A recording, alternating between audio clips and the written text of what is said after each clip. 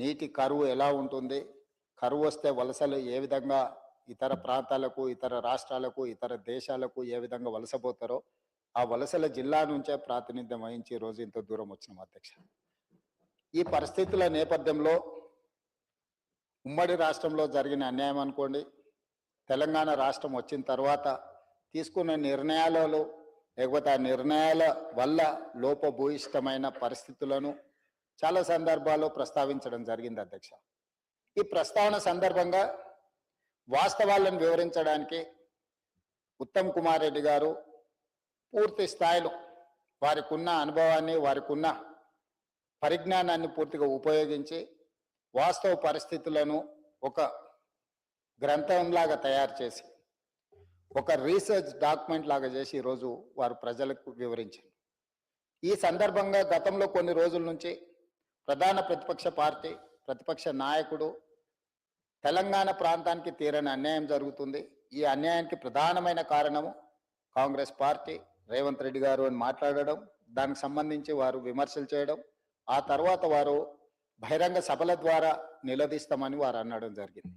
అధ్యక్ష, ఆ నేపథ్యంలో సహచార మంత్రివర్గ సభ్యులందరితో నేను చర్చించిన వాస్తవ పరిస్థితులను చంద్రశేఖరరావు గారు దాదాపుగా 1980లో రాజకీయాలలోకి వచ్చి 1984-85లో మొదటిసారి శాసనసభ్యుడిగా, అక్కడి నుంచి 2025 వరకు 40-45 సంవత్సరాలు ప్రజా జీవితంలో ఉండి శాసనసభ్యుడిగా, రాష్ట్ర మంత్రిగా, పార్లమెంట్ సభ్యుడిగా, కేంద్ర మంత్రిగా, తెలంగాణ రాష్ట్రానికి మొదటి ముఖ్యమంత్రిగా అపారమైన అనుభవాన్ని గడించిండ్రు. వారు ఇన్ని అంశాలు ప్రస్తావిస్తున్నారు అని అంటే వారి దగ్గర ఏదైనా సారాంశం ఉన్నదేమో, వారు ఏమైనా ఈ ప్రభుత్వానికి సూచనలు ఇస్తారేమో వారి అనుభవాన్ని ఉపయోగించి. ఒకవేళ ఏదైనా మనం తీసుకుంటున్న చర్యలలో ఇంకా తీసుకోవాల్సిన నిర్ణయాలు ఏమైనా ఉంటే కూడా వారి సూచనల ద్వారా తీసుకోవాలని ఒక ఆలోచన చేసినాం.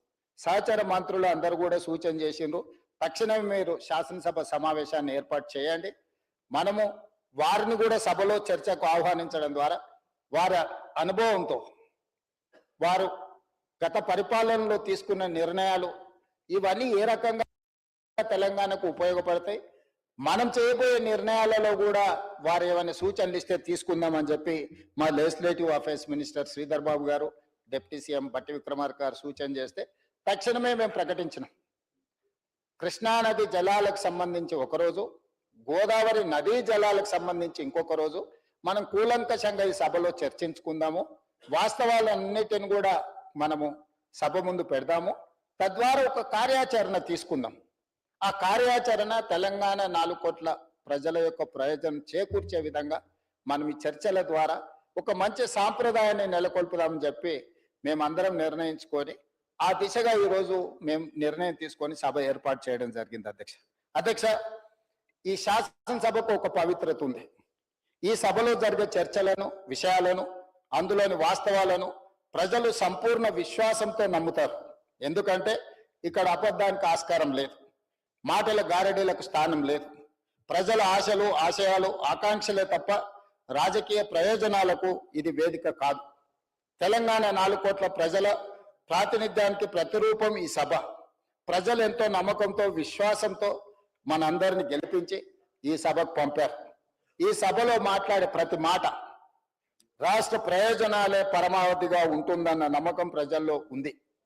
రాజకీయ సభల్లో, మీడియా సమావేశాల్లో లేదా వారి వారి పార్టీ కార్యాలయాల్లో రాజకీయ పార్టీల నాయకులు ఏమైనా మాట్లాడవచ్చు. అక్కడ మాట్లాడే మాటలకు రాజకీయ ప్రయోజనమే మొదటి ప్రయారిటీ.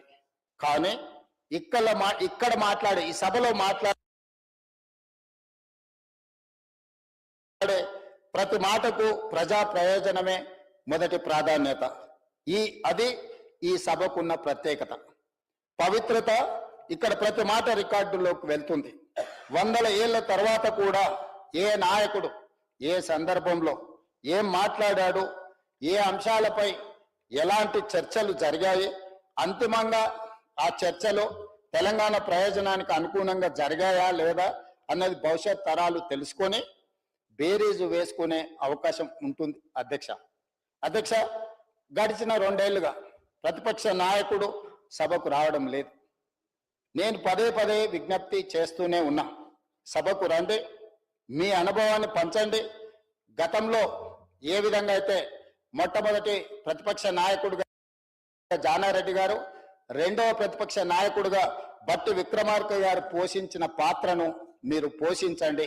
ఆనాడు మీరు మైకు ఇచ్చినా మైకు ఇవ్వకపోయినా, మీరు అవమానించిన, నించోవడానికి అవకాశం కూడా ఇవ్వకపోయినా, వాళ్ళు ఓపిక సంయమనంతో ఈ ప్రభుత్వము, ఈ ప్రజలు మన కోసం పనిచేయాలి, ఈ ప్రజలు మాకు ఒక బాధ్యత ఇచ్చిండ్రు, వ్యక్తిగా మాకు అవమానం జరిగిన, వ్యక్తిగా మమ్మల్ని దూషించిన అది మాకు మాత్రమే బాధ కలుగుతుంది, కానీ ప్రతిపక్ష నాయకులుగా మేము ఈ చర్చలో పాల్గొనకపోతే 4 కోట్ల తెలంగాణ ప్రజలకు నష్టం జరుగుతుంది అని చెప్పి జానారెడ్డి గారైనా, మిత్రులు బట్టి విక్రమార్క గారైనా ఈ వేదిక మీద నుంచి ఎన్నోసార్లు అక్కడ కూర్చొని ఇక్కడ ఉన్న ముఖ్యమంత్రి గారికి ఆనాడు ఎన్నో సూచనలు సలహాలు ఇచ్చేది.